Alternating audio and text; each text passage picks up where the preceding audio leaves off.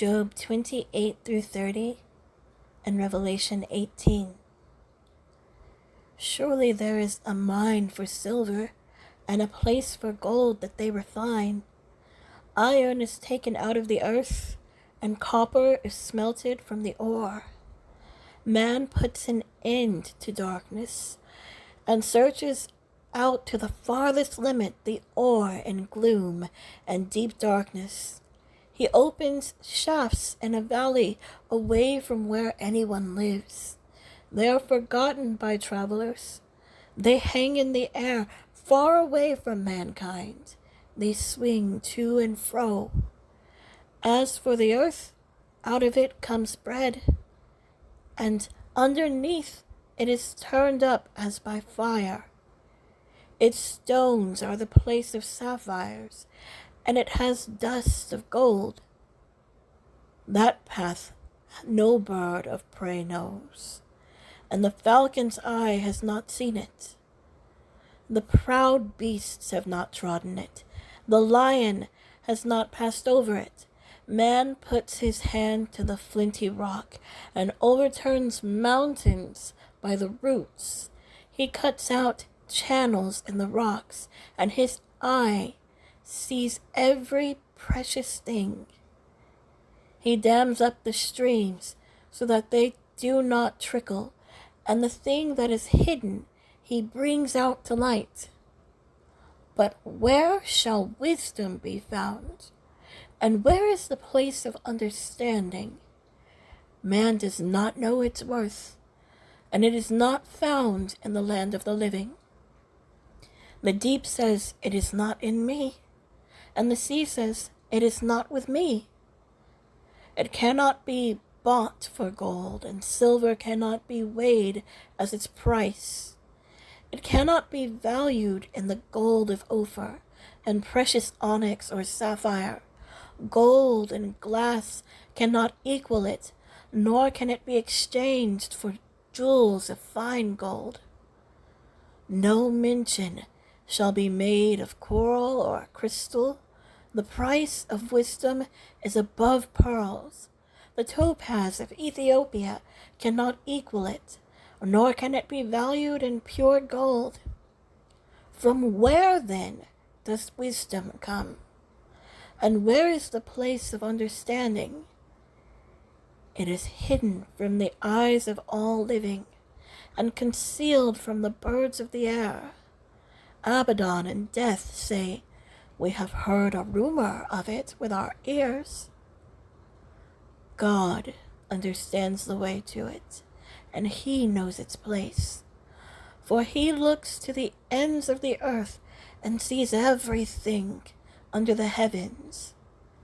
When he gave to the wind its weight, and apportioned the waters by measure, he made a decree for the rain, and a way for the lightning of the thunder. Then he saw it and declared it. He established it and searched it out.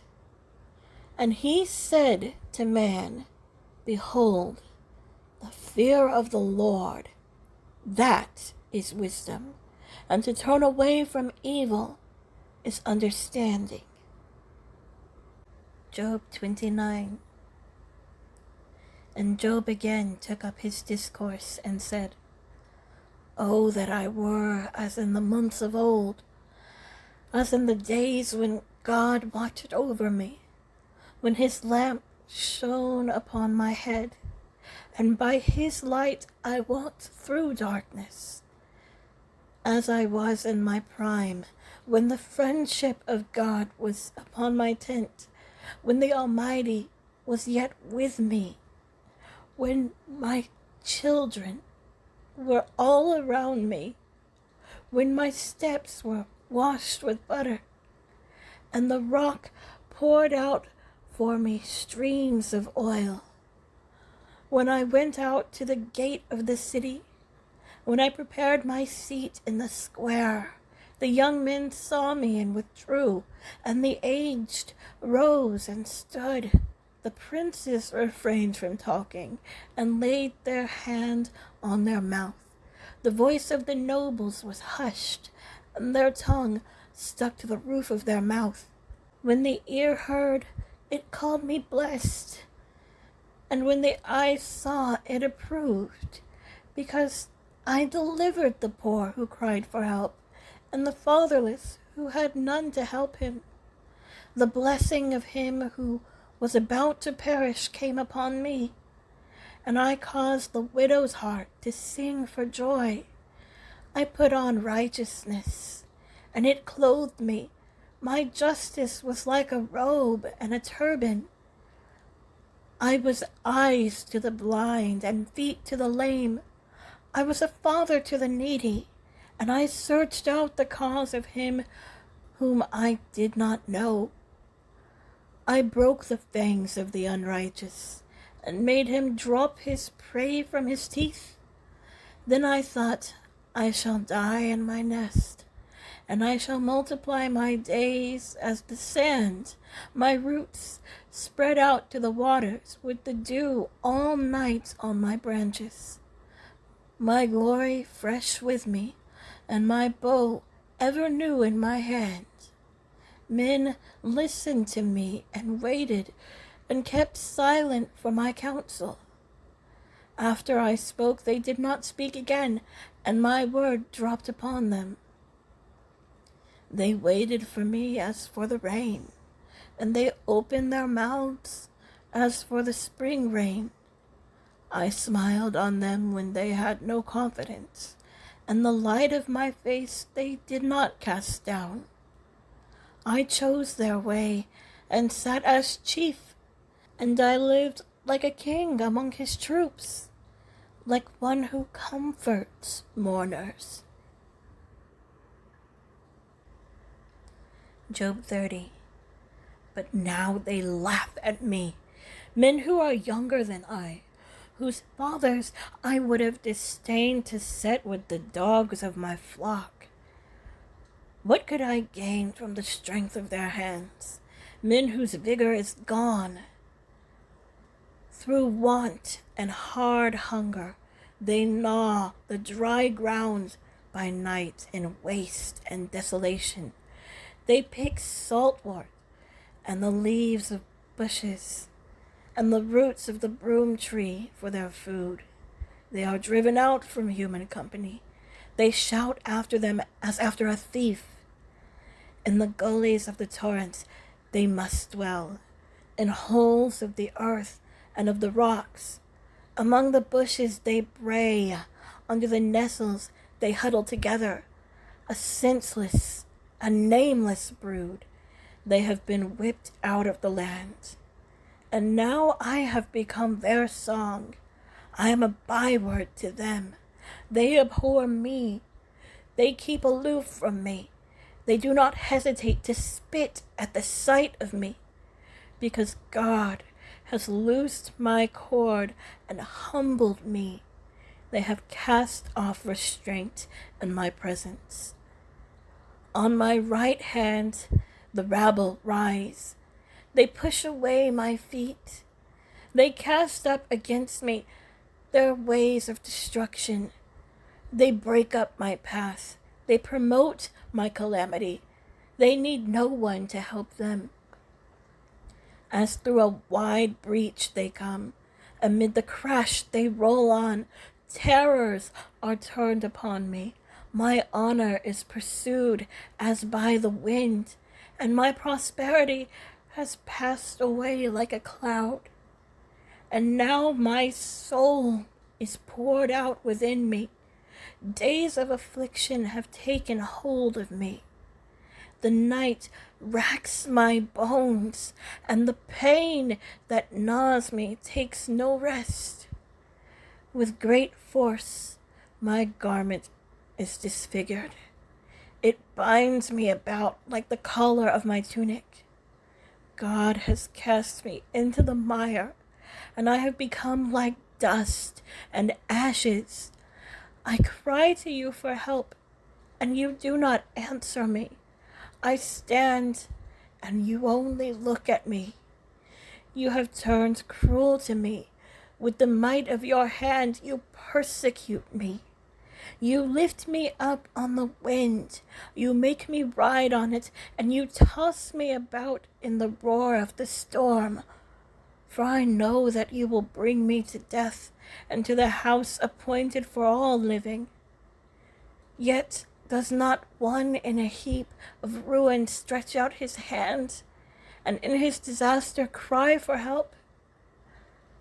Did not I weep for him whose day was hard?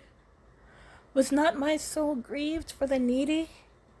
But when I hoped for good, evil came, and when I waited for light, darkness came. My inward parts are in turmoil and never still. Days of affliction come to meet me. I go about darkened, but not by the sun. I stand up in the assembly and cry for help. I am a brother of jackals and a companion of ostriches. My skin turns black and falls from me, and my bones burn with heat. My lyre is turned to mourning, and my pipe to the voice of those who weep. Revelation 18. After this I saw another angel coming down from heaven, having great authority, and the earth was made bright with his glory. And he called out with a mighty voice, Fallen, fallen is Babylon the Great. She has become a dwelling place for demons, a haunt for every unclean spirit, a haunt for every unclean bird, a haunt for every unclean and detestable beast. For all nations have drunk the wine of the passion of her sexual immorality, and the kings of the earth have committed immorality with her. And the merchants of the earth have grown rich from the power of her luxurious living. Then I heard another voice from heaven saying, Come out of her, my people, lest you take part in her sins, lest you share in her plagues, for her sins are heaped high as heaven, and God has remembered her iniquities. Pay her back as she herself has paid back others, and repay her double for her deeds. Mix a double portion for her in the cup she mixed. As she glorified herself and lived in luxury, so give her a like measure of torment and mourning. Since in her heart she says, I sit as queen, I am no widow, and mourning I shall never see. For this reason, her plagues will come in a single day, death and mourning and famine, and she will be burned up with fire. For mighty is the Lord God who has judged her. And the kings of the earth, who committed sexual immorality and lived in luxury with her, will weep and wail over her when they see the smoke of her burning. They will stand far off in fear of her torment and say, Alas, alas, you great city, you mighty city, Babylon, for in a single hour your judgment has come. And the merchants of the earth weep and mourn for her, since no one buys their cargo anymore. Cargo of gold, silver, jewels, pearls, fine linen, purple cloth, silk, scarlet cloth, all kinds of scented wood, all kinds of articles of ivory, all kinds of articles of costly wood, bronze, iron, and marble, cinnamon, spice, incense, myrrh, frankincense, wine, oil, fine flour, wheat, cattle and sheep, horses and chariots, and slaves, that is, human souls. The fruit for which your soul longed has gone from you, and all your delicacies and your splendors are lost to you, never to be found again. The merchants of those wares who gained wealth from her will stand far off in fear of her torment, weeping and mourning aloud. Alas, alas, for the great city that was clothed in fine linen, in purple and scarlet, adorned with gold, with jewels, and with pearls. For in a single hour all this wealth has been laid waste, and all the shipmasters and seafaring men, sailors, and all whose trade is on the sea stood far off, and cried out as they saw the smoke of her burning, "What city was like the great city?" And they threw dust on their heads as they wept and mourned, crying out, "Alas, alas, for the great city where all who had ships at sea grew rich by her wealth. For in a single hour she has been laid waste. Rejoice over her, O heaven, and you saints and apostles and prophets, for God has given judgment for you against her." Then a mighty angel took up a stone like a great millstone and threw it into the sea, saying, "So will Babylon the great city be thrown down with violence, and will be found no more. And the sound of harpists and musicians, of flute players and trumpeters, will be heard in you no more. And a craftsman of any craft will be found in you no more. And the sound of the mill will be heard in you no more. And the light of a lamp will shine in you no more. And the voice of bridegroom and bride will be heard in you no more. For your merchants were the great ones of the earth, and all nations were deceived by your sorcery. And in her was found the blood of prophets and of saints, and of all who have been slain on earth."